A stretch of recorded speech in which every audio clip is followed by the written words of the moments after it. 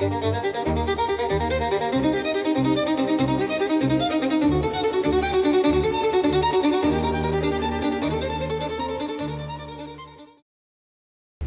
semuanya, selamat datang di Pose Podcast Sejarah. Bersama saya Tiara Saya Putri dan rekan saya Muhammad Sarim Sanjaya. Jadi kami berdua merupakan mahasiswa Ilmu Sejarah UI angkatan 2025 dan sekarang kita mau bahas apa ya, Sadam? Jadi pemirsa, kita berdua akan membahas sejarah yang paling kompleks nih Tiara, yang di Indonesia, yaitu demokrasi liberal pada tahun 1950 sampai 1959. Betul sekali, Sadam. Kenapa ya disebut kompleks? Karena pada saat itu Indonesia masih jaya, sehingga segala aktivitas politik itu penuh dengan konflik dan drama. Bener banget.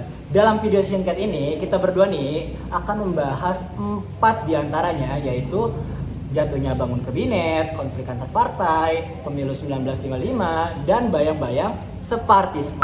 Oke, jadi tunggu apa lagi, kita langsung masuk ke pembahasannya. Oke, kita mulai dari pembahasan yang pertama. Coba kamu bayangkan, Sadam, dalam kurun waktu kurang dari 1 dekade, kabinet di Indonesia itu mengalami pergantian sebanyak 7 kali. Nah, penyebabnya itu kenapa? Yang pertama, karena ketidakstabilan sistem politik multipartai. Yang kedua, kegagalan penanganan masalah nasional seperti pergolakan daerah. Dan yang ketiga itu kontroversi kebijakan kabinet. Contohnya kayak kabinet Cukiman. Pada saat itu mereka mengeluarkan kebijakan politik luar negeri yang menyimpang. Makanya mereka bisa jatuh. Berbicara tentang politik yang lagi panas-panasnya ini Tiara, ada ketiga partai yang berideologi berbeda, yaitu PNI, Masyumi, dan PKI. PNI ini berideologi dengan nasionalis, kemudian Masyumi ditambah lagi ideologinya Islam modern. Kemudian yang ketiga itu Partai Komunis, yaitu berideologi komunis. Nah, sebelum itu tidak hanya ketiga partai itu saja Tiara, tapi masih ada puluhan partai kecilnya, sehingga setiap partai mempunyai jalannya masing-masing. Alhasil koalisi yang terbentuk tuh jadi rapuh ya, Sadam, karena mereka beda-beda nih ideologinya. Kayak contohnya kabinet Cukiman dan Wilopo, mereka tuh koalisi dari PNI dan NU. Betul. PNI dan Masyumi.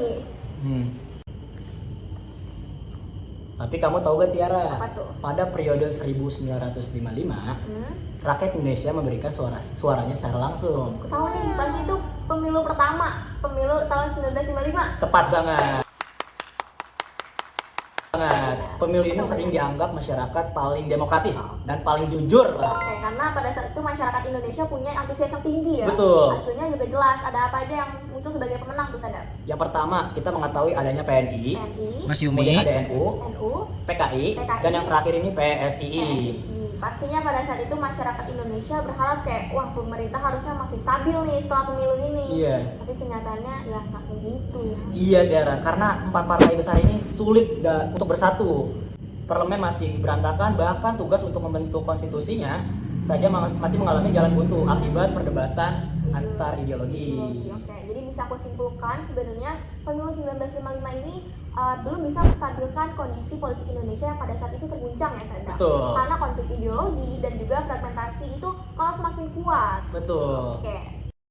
Oh ya, Sadam, tadi kan aku sempat menyebutkan mengenai pergolakan daerah ya. Nah, itu sebenarnya kenapa ya Tiara? Jadi sebenarnya pergolakan daerah tuh udah ada loh, Sadam, sebelum Indonesia itu menjadi republik gitu, sejak tahun 1949. Oh, pada zaman RIS. Iya, bener banget. Awalnya itu ada DITI di Jawa Barat yang dipimpin oleh Kartosuwiryo. Mereka memproklamasikan berdirinya NII di tahun 1949 akhir. Kemudian di 1950 awal itu ada APRA di Bandung dan Adi Aziz di Makassar, yang mana mereka berhasil diatasi sebelum RIS bubar. Nah, ada lagi di Sadam, ada RMS. Jadi RMS itu mereka udah ada sebelum RIS bubar, dan setelah RIS bubar pun mereka masih ada. Mereka berhasil diatasi itu tahun 1950 akhir. Terus sih DITI, tadi DITI itu kan di Jawa Barat ya, tapi mereka itu berhasil meluas dari sampai ke Jawa Tengah, ke Aceh, bahkan ke Kalimantan Selatan. Nah, ada 2 lagi, Sadam, banyaknya nih. Satunya itu ada Permesta, Perjuangan Rakyat Semesta di tahun 1957. Yang kedua ada PRRI, Perjuangan Revolusioner Republik Indonesia. Ini mereka di tahun 58. Itu yang terakhir sih. Itu karena faktor apa tuh? Itu faktornya ada banyak nih, teman-teman. Jadi yang pertama karena faktor ideologi. Ini contohnya itu DITI, yang mana mereka berideologi Islam. Mereka kan mendirikan negara Islam ya. Yang kedua itu karena mereka ingin mempertahankan negara RIS ini, mereka ingin mempertahankan negara federalis. Dan ada mantan anggota Kemil yang mereka itu enggan untuk bergabung dengan APRIS. Seperti contohnya itu ada APRA dan juga Andi Aziz. Dan yang ketiga itu karena kesenjangan pembangunan antara pusat dan juga daerah serta sentralisasi pemerintah. Ini untuk Permesta dan juga PRRI. Tapi nggak cuma itu aja, RMS itu muncul karena ada ketidakadilan. DITI di Aceh juga itu karena kekecewaan mereka terhadap pemerintah sih Sabda. Jadi, jika kita tarik kesimpulannya, era 1950-an menjadi sebuah era demokrasi yang penuh tantangan. Pada masa ini, Indonesia berusaha menerapkan sistem parlementer yang diharapkan membawa bangsa ke arah yang lebih maju. Namun kenyataannya, demokrasi liberal justru menghadapi banyak tantangan yang tidak ringan. Kabinet yang sering bergantian, properti yang sering dihancurkan, dan serta kerusuhan yang berada di mana-mana. Pemilu tahun 1955 merupakan pemilu yang paling demokratis. Diharapkan, pemilu ini mampu membawa stabilitas dan menggambarkan suara rakyat Indonesia.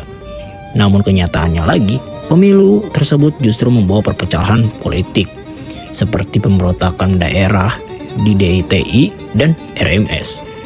Dari era ini kita belajar bahwa demokrasi tidak hanya soal sistem dan kebijakan, melainkan soal kedewasaan dan kematangan para aktor politiknya.